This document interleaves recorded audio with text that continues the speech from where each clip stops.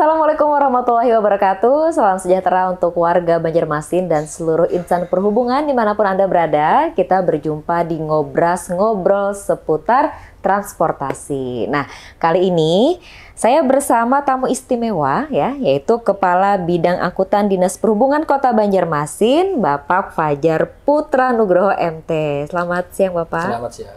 Ya, nantinya kita akan ngobrol ya Pak ya seputar angkutan umum yang ada di Kota Banjarmasin sesuai dengan jabatan beliau ya, Kepala Bidang Angkutan Dinas Perhubungan Kota Banjarmasin. Nah, tentunya akan ada hal yang beliau ceritakan mengenai kebijakan yang sudah ada ya. Kemudian apakah masyarakat sudah merasakan manfaatnya dan kemudian yang akan dilakukan beliau ini apa aja. Baik, kita langsung ngobrol bersama Bapak Fajar. Siap. Baik Pak. Berbicara tentang transportasi terintegrasi gitu ya.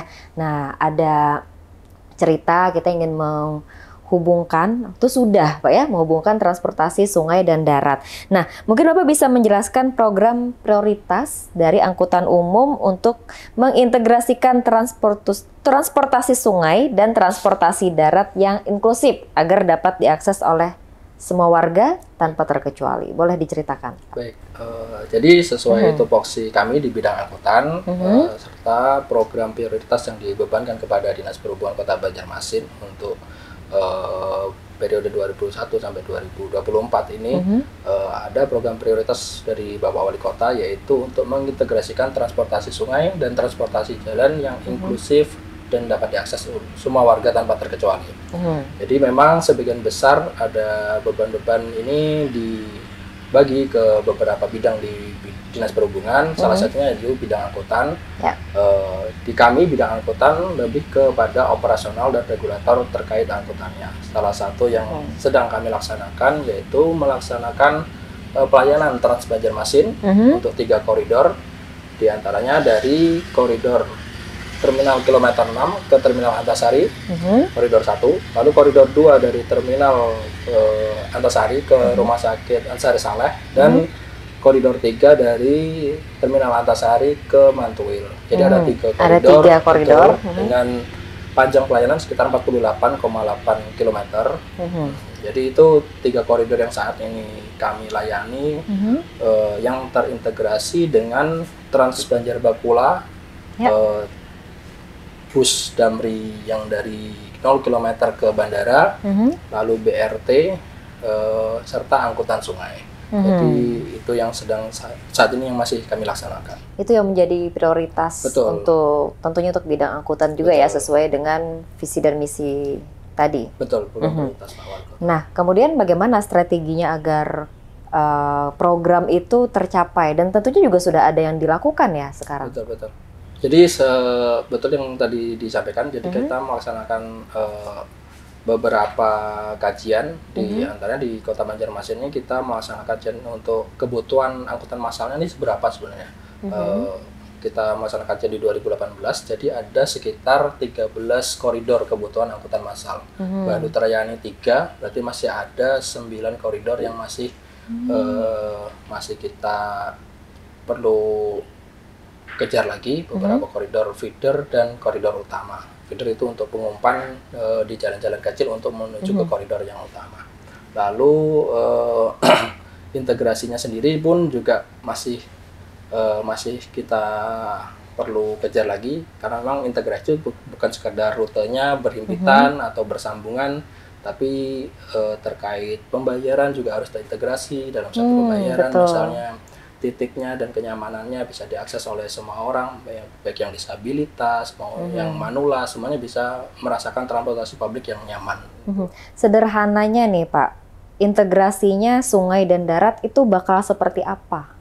Kalau kami di dalam perencanaan, memang fokus kita kalau naik dan turun itu selalu ada armada atau moda lanjutannya. Itu utamanya seperti itu. Jadi kalau di angkutan sungai, memang sekarang angkutan sungai untuk angkutan penumpang harian selama sudah ada jembatan jalan memang demandnya agak berkurang.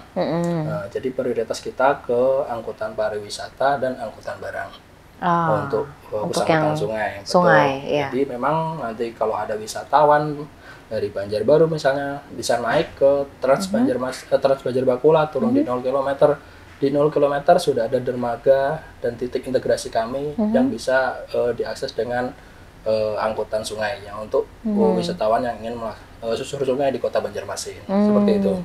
Kalau saya tuh masih membayangkan gitu ya, terintegrasi. Berarti kita mau contohnya mau ke satu tempat gitu. Betul. Mungkin kita bisa lewat sungai dulu, nanti dari sungai itu nanti kita lanjut lagi dengan perjalanan darat. Akan seperti itu nantinya? Betul, akan seperti itu. Akan nanti kalau kedepannya kita juga akan melaksanakan integrasi itu bukan cuma dari titik asal tujuan, tapi juga dari bahkan awal perjalanan, misalnya dari rumah ke halte terdekat itu bisa menggunakan sepeda misalnya. Dari sepeda nanti bis-bis kami kita sediakan untuk rak sepeda. Jadi bisa bawa sepedanya, naik angkutannya. Jadi first mile dan last mile-nya kita tetap prioritaskan juga, kita layani juga. Sehingga seminimal mungkin orang menggunakan kendaraan pribadi. Nah, apalagi kan berhubungan dengan kota pariwisata. Betul. Gitu ya. Berarti wisatawan yang datang ke sini mereka tidak menggunakan kendaraan pribadi lagi begitu ya. Artinya dari hotel atau tempat mereka menginap, nanti mereka mau ke tempat wisata itu sudah ada akses transportasi akses semua. Wah, ini luar biasa nih. Dan sebelumnya kan juga ada nih podcast kita bersama dengan Kepala Dinas Perhubungan Kota Banjarmasin, dan di sana sudah ada arahan gitu ya, dan sejauh mana nih mengenai transportasi integrasi itu, sejauh mana implementasinya sudah Pak? Dari arahan Bapak Kepala Dinas memang kita berusaha memenuhi beberapa koridor-koridor Trans Banjarmasin yang tadi belum terpenuhi, karena memang masih 3 koridor, masih banyak yang perlu dikejar lagi, sehingga aksesnya nanti bisa menyeluruh di seluruh ruas jalan di Kota Banjarmasin, serta kita juga mulai bangun fasilitas-fasilitas integrasi seperti di 0 km yang sudah DED, lalu tinggal pembangunan fisiknya di Terminal Trisakti yang saat ini juga sudah selesai DED-nya. Jadi mungkin dalam beberapa tahun lagi ada fasilitas-fasilitas integrasi yang akan mempermudah dan mempernyaman perpindahan penumpang dari moda satu ke moda yang lainnya. Nah, itu menarik sekali ya. Dan untuk itu kan dihadirkan tentunya untuk masyarakat. Nah, sudah dibikin gitu ya, sudah dipersiapkan, dan ada pendataan atau sudah melihat apakah masyarakat penggunaannya seperti apa, Pak? Antusiaskah masyarakat? Betul. Ya, karena kita memulai kemarin waktu kajian juga kita juga menyadari bahwa banyak penduduk Banjarmasin ini sebenarnya kan pendatang, baik pendatang dari kabupaten kota di Kalimantan Selatan maupun di luar provinsi Kalimantan Selatan. Salah satu hal yang diperlukan oleh banyaknya masyarakat maupun pendatang maupun yang berlibur di Kota Banjarmasin yaitu akses transportasi. Jadi kita mulai pelayanan angkutan massal untuk Trans Banjarmasin. Alhamdulillah saat ini per bulan kita nih sudah untuk 3 koridor 28.000 orang. Oh, untuk jumlah penumpang? Betul, wow. 28.000 orang rata-rata bulanan untuk 3 koridor. Sebenarnya masih bisa dioptimalkan kalau kita menyediakan layanan yang lebih banyak lagi dengan headway atau jarak antar kendaraan yang lebih pendek lagi. Jadi masyarakat tidak perlu menunggu lama, sebentar angkutan massalnya bisa hadir tepat waktu. Untuk angka 28.000 itu apakah sudah mencapai target atau masih di bawah target? Masih di bawah target. Masih di bawah target. Kalau target berapa? Load factor 28.000 itu load factor kita masih di angka 30%. Sedangkan untuk layanan angkutan massal kita menargetkan minimal 70%. Minimal 70%. Betul, dari target. Dari target. Targetnya berapa? Kalau 28.000 berarti kita masih bisa di angka 100 ribuan per bulan perjalanan. Baik, itu yang sudah menggunakan transportasi ini ya. Itu dalam waktu 1 bulan. Betul. Baik, itu tadi angkutan darat. Betul, angkutan jalan. Nah, kalau untuk sungai, bagaimana nih Pak? Biar kita bisa kembali mengaktifkan, menghidupkan gitu ya. Karena selama ini kan cuman sebatas untuk pariwisata aja. Nah, kita berharapnya juga sebagai angkutan. Tapi untuk barang sudah ya, masih ya? Angkutan barang masih. Kita memang angkutan barang masih di beberapa dermaga di kami yang kita kelola ini di Kota Banjarmasin, di Dinas Perhubungan ada 5 dermaga. Dua tiga dermaga di Banjaraya, Pasar Baru, dan di Pasar Lima itu memang fokusnya kepada angkutan barang dengan layanan ini ke Puruk Cahu, Muara Teweh. Jadi antar kota, antar provinsi malah memang banyak masyarakat yang ngambil barangnya itu malah di Kota Banjarmasin. Itu yang tetap kita layani dan kita optimalkan, seperti pembangunan di dermaga Pasar Lima yang sebelumnya dari dermaga kayu. Dengan bantuan Kementerian Perhubungan kita mulai bertahap meningkatkan menjadi beton. Termasuk sudah di beberapa dermaga Alalak, di Banjaraya, Pasar Baru itu sudah kita bangun beton. Lalu mungkin yang perlu kita tingkatkan lagi yaitu fasilitas bongkar muat untuk kemudahan bongkar muat barang. Itu yang perlu nanti kami tingkatkan lagi.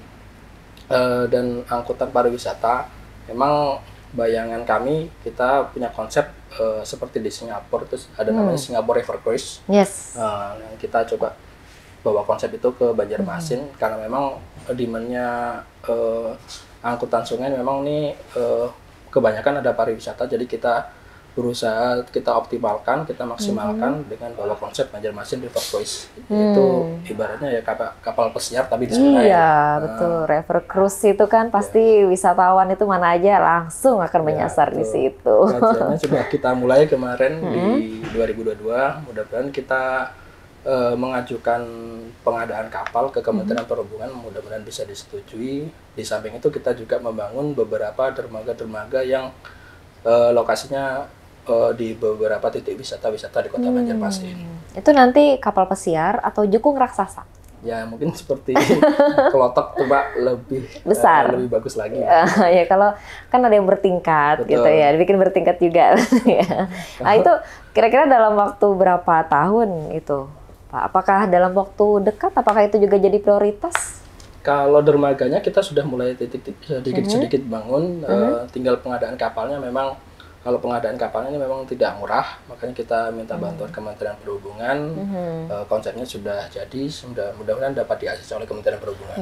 Karena untuk menghidupkan tadi ya, transportasi sungai gitu. Kalau dalam jangka pendek targetnya biar hidup aja gitu. Selain memperbaiki tadi yang mengganti dari yang kayu jadi beton. Betul. Yang di beberapa dermaga sudah kita rehab. Mungkin saat ini ya kita melaksanakan kerjasama dengan beberapa klotok wisata, klotok yang ada di Menara Pandang dan di Bekantan. Jadi kita edukasi, kita sosialisasikan agar lebih ramah kepada pengunjung wisatawan, agar wisatawan lebih nyaman lah, lebih sering datang ke Banjarmasin. Dan masih seputar pariwisata tentunya. Betul. Begitu ya, yang harga jangan dikenai, gitu lah. Itu masih Rp5.000 itu yang di Bekantan itu? Iya, untuk yang ini, untuk yang antar jembatan ya itu ya. Iya, betul. Itu saya kalau bawa orang ya, kalau misalkan kita ke Lok Baintan mungkin, atau kita ke Pasar Terapung jam-jam tertentu gitu kan. Nah, tapi kalau untuk susur sungai itu bisa kapan aja Pak ya. Nah, itu kita sendiri tuh belum tentu nih Kota Banjarmasin ya, warga Banjarmasin belum tentu naik. Nah, jadi terakhir mungkin ini Pak. Nah, mengenai angkutan BTS. Ya. BTS atau BTS? BTS. Biar ikut K-pop. Karena saya BTS gitu ya. Saat ini angkutan BTS dari Kemenhub banyak mengangkut penumpang yang berasal dari luar kota. Betul. Ya, terutama dari Banjarbaru dan Kabupaten Banjar. Nah, sekarang apa persiapan Trans Banjarmasin untuk melayani penumpang tersebut sampai tujuan akhir? Memang per awal tahun ini kita menerima bantuan untuk operasional teman bis dengan skema by the service, yaitu dari Kementerian Perhubungan sebanyak 4 koridor di wilayah aglomerasi Banjarbakula. 2 koridor tersebut melayani Kota Banjarmasin, yaitu dari 0 km ke PAL 17 dan dari kampus Universitas Muhammadiyah ke Terminal KM6. Dengan penumpang rata-rata sekitar 5.000 penumpang harian. Jadi yang sekitar 800 penumpang itu shift oper ke Trans Banjarmasin. Jadi ada potensi sekitar 4.200 penumpang yang masih belum terlayani oleh Trans Banjarmasin. Jadi itu yang coba kita kejar, kita optimalkan dengan peningkatan layanan Trans Banjarmasin di beberapa koridor nantinya, sehingga penumpang dari luar kota yang naik angkutan massal bisa kami tampung dengan Trans Banjarmasin menuju titik-titik akhir di kota Banjarmasin. Untuk peningkatan layanan tadi seperti apa yang bisa menampung 4.200 tadi ya? Betul. Yang belum terlayani? Betul. Memang beberapa tujuan kami yaitu untuk mengoptimalkan penumpang, layanan penumpang. Sementara saat ini armada yang kami gunakan masih headway-nya sekitar 20 menitan. Jadi kita melakukan penambahan armada dan juga memperbanyak akses koridor di Trans Banjarmasin sehingga aksesnya ke wilayah kota Banjarmasin ini bisa terjangkau. Nah, berarti penambahan armada. Betul. Ya, kemudian juga penambahan layanan koridor. Rute-rute baru yang kami buka itu yang nanti bisa meningkatkan jumlah penumpang di Trans Banjarmasin. Apakah tadi yang 3 koridor dan sisanya 9 koridor tadi masih berhubungan dengan itu ya? Betul. Wah, oke. Berarti nantinya akan lebih banyak lagi ya layanan-layanannya yang saat ini yang sudah ada itu sudah dimanfaatkan dengan baik oleh masyarakat Kota Banjarmasin. Nah, tinggal Kota Banjarmasin ya, warga semuanya tinggal menunggu ada koridor yang akan dibuka dan armadanya juga akan lebih banyak ya. Baik, terima kasih Pak Fajar atas diskusinya hari ini. Semoga bisa menambah wawasan kita dan tentunya juga menambah kecintaan kita ya terhadap Kota Banjarmasin. Terima kasih Pak Fajar. Terima kasih. Baik semuanya ya. Kita akan berjumpa lagi di episode berikutnya di Ngobras, ngobrol seputar transportasi. Saya Sistia Resanti bersama kru yang bertugas mengucapkan terima kasih. Wassalamualaikum warahmatullahi wabarakatuh.